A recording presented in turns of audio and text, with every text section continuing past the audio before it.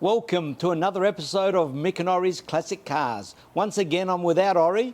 He doesn't like me talking too much about my car, so I thought I'd sneak one in before he notices. I just wanted to talk about my 2010 purchase, which was the first Ferrari, my dream car. It was, when I say my dream car, I did look at three others. There was a 365 GTC4, 2+2, and a 330 GT. First series with the twin lights. A lot of people didn't really like that one, and it is a bit of a bulky car. It's quite a big car, or bulky looking. And I also looked at another 456 GT, which was black with red interior. Well, red, probably a maroon interior, really good looking car, but I wasn't really comfortable with that one. And I did set a budget, and I certainly was a bit worried about being the first car of, having the right people around me to be able to service it, and a bit concerned about getting an older car. I did like the 365 GTC4, however, that was a little bit more expensive at the time, and also it needed a bit of work. It was repainted red and it was a bit tired, and I didn't want to get into a restoration as a first off. So I ended up with a 456. The guys at Ferrari Maserati Sydney were very good. To me, they thought I was buying, and it felt like I was buying a car worth 10 times the amount, the way they treated us. So really happy about the guys there. Did do a pre-PI, a pre-purchase inspection. So I ended up getting a few things done, like I ended up with a new clutch and a new under tray at the front. So there was a few things that were done. But I thought I'd talk about, it's nearly now 13 years of ownership. And I thought I'd talk about some of the things I've done since I've owned it. We'll start with the engine bay. All right, so this is a 456 GT, so 456cc per cylinder. That was the naming convention back then for Ferrari, for the front engine V12s. The 250s, the 275, you multiply that by 12 and you get your engine capacity in cc's. This was the last of that naming convention, because after this one, the two-seater version, the 550 Maranello, came out. They couldn't call it a 456, so it's 5.5 litre V12 rather. So they changed the naming convention, not to confuse the cars. But this one here, there's a few things I've done. These have been refurbished, the heads on that, because we did do the tappets. These have manual tappets, so they do need to be adjusted compared to the 550, which is a later model. This is a 95. The 550 came out, I'm guessing now, probably 98. And that had hydraulic lifters, so you don't have to adjust them. So the book says every 32,000 kilometres or so you need to adjust them. So we've had them adjusted probably two years ago. So while you've taken that out, we've decided to refurbish it. When I first purchased the car, my first drive, the expansion tank leaked just underneath there, so a little bit of aluminium corrosion, and that leaked. That was a simple fix, just take it off, simple fix. That was okay. The headlight motors do give you a bit of trouble, so they sometimes won't go up and down. There is this thing here that you can do it manually, so you just take that cover off and you can turn them manually. But it is a bit annoying when your headlights don't come up, and you certainly can't drive at night then. The motors for these headlights you can't really get anymore, so you've either got the refurbishment or find second-hand ones. Apparently Volvo 440 had the same mechanism, the same motors, but in this case here, our technician Mario ended up pulling it apart, and it's in a sealed unit because of naturally for waterproofing, and the cogs, which is a plastic cog, the teeth are all sort of worn off, and because it only goes round 180 degrees, he was able to flip it around and reuse it. So there was no parts apart from, the epoxy that you have to refinish it with at the end to make sure it's waterproof again. So I won't say it's an easy fix, but for someone that knows what they're doing, it's an easy fix. The washer bottle for the windscreen fluid, that started leaking, and it affected the engine, the little motor, so that was an easy fix. I fixed that myself. The engine management system is a 2.7 Motortronic from Bosch, and occasionally it was showing that one of the cylinders, one of the bank of cylinders was down, so it says slow down light. And that's these things here. I'm not sure exactly what, I think they were called accumulators, but I could be wrong, actuators. But that was a simple fix as well. So they're not that expensive, so you swap them over to see what happens, whether it's this itself that's faulty or something else that's faulty. Fortunately, it was this, and no dramas, just buy a new one and put it in, and I could do that myself as well, which is pretty good. They do draw a bit of power, so the other thing that's really good to do is have a charging unit, a trickle charger, and this is a great spot to put it, so you can hide it in there. So when the bonnet's down, you can still get to it, and I've got a C-Tech trickle charger attached to that, because if you leave it without the trickle charger, you will lose power and it won't start. All the rest of the things, I mean, the fluids gets changed. The cam belt, it's a nice, easy job. When I say it's easy job for someone that knows what they're doing, I'm not going to change the cam belts myself, of course. The cam covers, you can get to that and then take it off. You don't have to do the engine out. The radiator was record, or anyway, it was cleaned out, and so that was refurbished to make sure the cooling works well. They don't really cool that well. They heat up a fair bit, these cars, and I think, maybe because they weren't made for Australian conditions or whatever, so on the very hot days, it is a bit of an issue. So the fans come on separately at different times, so we've connected them up so that they connect, the second fan comes on with the first one, which has helped a real lot. Mind you, when you get moving, even in hot weather, as long as there's air coming through the front, it does help. On the Modificata, the model after this one, the Series 2, they did change the grill, I think, to get more air into the radiator. So with the engine, I think that's about it, apart from, I do have to mention the spark plug covers. These plastic things, they heat up, and over time, they end up cracking. So there's not many that I saw that weren't cracked. And when you buy them, it seems like you have to buy them with the spark plug leads and the whole set. So it's very, very expensive. So I ended up getting them made with a 3D printer. The only thing is the 3D printer wasn't long enough, so there are some couple of joins in them, but it does the job, and they look very good. So in terms of the maintenance, pretty standard stuff to do. I mean, when we took out the head, there's a coolant pipe that runs in there that you change them. You change your thermostat every time you do a cam belt. So, all the tensioner bearings, the normal stuff that you would do as a major service, not just a cam belt service, because there's a fair bit of difference between a cam belt service and a major service. So that's really it for the engine. I think it's a very reliable engine. Under stress, from what I've been told, and it pulls well.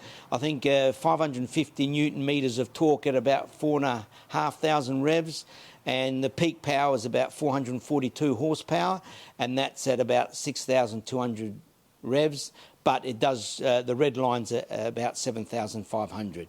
But the torque is quite low down at 4,500 revs. We'll go on to the exterior of the car. That's its original colour. It hasn't been repainted at all in terms of fully repainted. There has been some things that I've done. I've done the rear bumper bar and the front bumper bar. So they've been repainted. And the other thing that I did, because it's actually, the paint was quite thin in some spots, I think the door had been repainted. So when we did the PPI, they did check the thickness. So the door's been repainted, but the paint was quite thin in spots where you can see, like, where it gets a bit of wear when people come in and out. I want to make sure that, it's not one of these jobs that I want to restore in the future. It's not, when I say one of these jobs, one of these cars that I want to restore. I really just want to maintain it and drive it and enjoy it without worrying about restoring it. So I took the option of actually doing a PPF, a paint protection film, over the whole car. We've done the whole lot. The only thing that we couldn't really do properly is the skirts, because that's actually wrinkle wrinkle paint or stone guard or whatever they call it, so that wouldn't stick on that properly. But with the PPF film that back then, the sheets aren't wide enough, so you do get some joins. Like I've got a join in the bonnet, whereas now if you get this done, there's the sheets are big enough that it'll go right across there. The other thing that I did notice, and that was when I bought it as well, which there's a little bit of corrosion in here.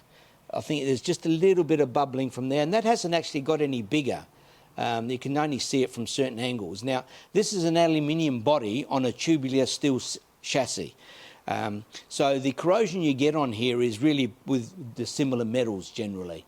And I've got a spot there and a little spot here at the bottom of the door. Now, it could be because something's touching it from the inside the door, so I might have to get the door card out and have a look at that. The thing is, you don't know, if you had to repaint that, where do you stop and start? So I left it, I said, just keep an eye on it. And here you can see another join here as well for the paint protection film, but I do like it. So, you know, if someone sort of leans on the car, it's not so bad because it actually does repair itself in terms of there's scratches. The other thing from the outside that's always a little bit of an issue is this spoiler in the first model, the 456, the M has got a fixed spoiler. So that spoiler, once you get over 120 kilometres an hour, which on the track you do, then that spoiler changes direction. But that uses the same motor as it does on the headlights motors that go up and down. And that's not always working, so I might have to look at that, refurbishing that. The other thing that I did end up getting done from when I purchased it, the exhaust note is very quiet because it is a GT and it was, you know, it's more for luxury cruising. So the rear mufflers, the rear box, the rear silencers, they've been changed. So they're Lorinis, and it gives it a nice note without actually being too loud and drummy. So I do like that, and I'm glad that I didn't do something a bit worse, like, you know, taking out the catalytic converters and doing straight pipes like some people suggested to me. So that works well. The other thing is the rear shock absorbers. When I purchased it, the PPI did pick up there's a little leak in the rear shock absorbers. So that's, you know, 13 years ago. But they say that's a common thing. They're Bilstein shock absorbers. So I've been wanting to get them refurbished. The thing is, when you refurbish them, you've got to send them away. And I thought, well, if you send them away, you've got to take it, you know, so the car ends up being non-drivable. So I ended up finding a second-hand pair of shockers, and I ended up sending them to Bilstein in Sydney. We've got them back, so that's one job for this year that we'll do. The other thing is there's accumulators, because this is self-levelling suspension at the rear, and also, I think all round actually, and also you can change modes, like you've got sports mode, normal and touring. So there's what they call that's the accumulator. That's quite an expensive part, but I was able to change that myself, and that's connected to the shock absorber system. In terms of the suspension, is the bushes, sway bay bushes, that's all I've been redone, because you do get some noise. There's a fair bit of weight in the front, so you do get some creaking, and I had that early on, but they said not to worry about it too much, and if you can put up with it, it's not so bad. But as it got worse, I ended up getting them all changed, which is great. The other thing as well is these tyres. They are Pirellis. They're two 85/40s at the back, and I think two 45 or something at the 255/45s at the front. Now they're very hard to come by, so it's an odd size. Pirellis don't do a lot of them, so these rear tyres are now 7 years old, which is at the limit really. There's still a bit of tread, but they're at the limit of where they should be changed. So they're on back order, so I expect that 2024 I'll get a new set of rubber front and rear. Onto the interior, one of the main things that the PPI person picked up is the leather. It was a little bit tired, so that got looked at as part of the PPI, but it needed redoing. So 2 or 3 years after that, I had the leather redone. And one of the main things, I had it done professionally, was to make sure that it's all clean. So not putting more products and more products on it. That's what the advice was. So anyway, the person did a great job, and it looks fantastic. The leather, the carpets are the original carpets, the original leather. What I'm not sure about is, because you do get a fair bit of leather shrinkage from the dash and also from the rear parcel shelf. The rear parcel shelf, that has got a new piece of leather on it. So I'm not sure whether you can see it from the outside, but that parcel shelf has actually been removed, new leather put on and put back in, which it just pulls away. And it could be that the dash leather was done prior to me getting the car. The other thing that is a little bit of a pain, and most of them have this, is this little panel here that actually bubbles with the heat. And you can't really get that unless you buy the whole panel, which is quite expensive. But there is a sticker that you can put on, so that's been redone. But you can see the difference in colour between the original and the new one. And I expect the original is probably faded a bit rather than the new one not being the right colour. The seats have still got...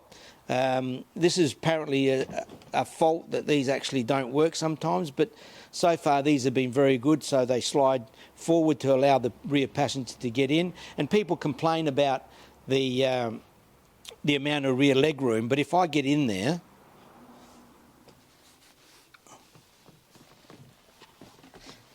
I mean, I'm not very tall, but I've got a fair bit of height here.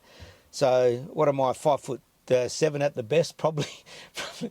And but it's actually, and this comes back. So if you put your feet either side, you'll have to stop it though, Vincent. Oh, that's all right. Yeah, yeah. So when I put someone in there, I'll stop it.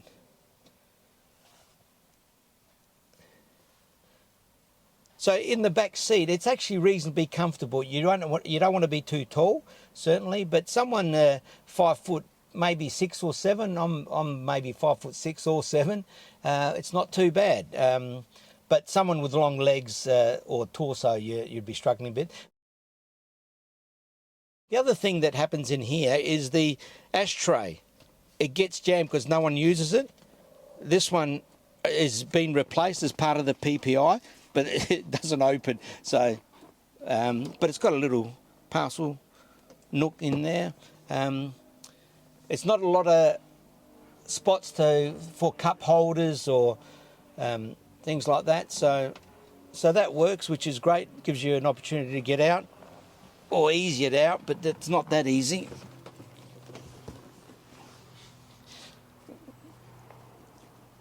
This one has got a fire extinguisher. Of course, if you do any sort of rallies or track time, even if it's for recreation, you do need a fire extinguisher. What I like about this one as well, I suppose, is the steering wheel is the pre-airbag steering wheel. For safety, naturally, it'd be better to have the airbag, but it's very neat. It's a very traditional steering wheel like they had on the 355s and cars before that. The other thing is when you sit in the driver's seat, the angle of these gauges is such that you don't see them all. So the ergonomics probably leave a little bit to be decided. The stereo, I don't actually turn the stereo on, but when I did get it, I did check because it's got a CD changer in the boot, but that doesn't work. I'm sure you can get that fixed, but I've got no use for it. And that's it with the interior. Lovely interior, plenty of cows in here, I think. Okay, so that's a little bit of a rundown of the things that I've done to the car, or naturally the technicians. I don't do all the work myself, but often with these videos you don't see people talking about what they've actually done to the car. It's more that they've driven it and how it drives. So we're going to do that separately. And Ori knows I love talking about cars, and he said, well, why don't you do this yourself? And so I'm going to leave it there, and we're going to go for a drive. Thank you very much.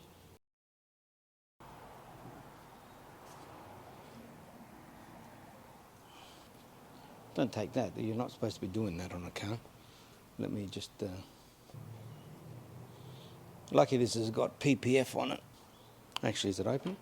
No.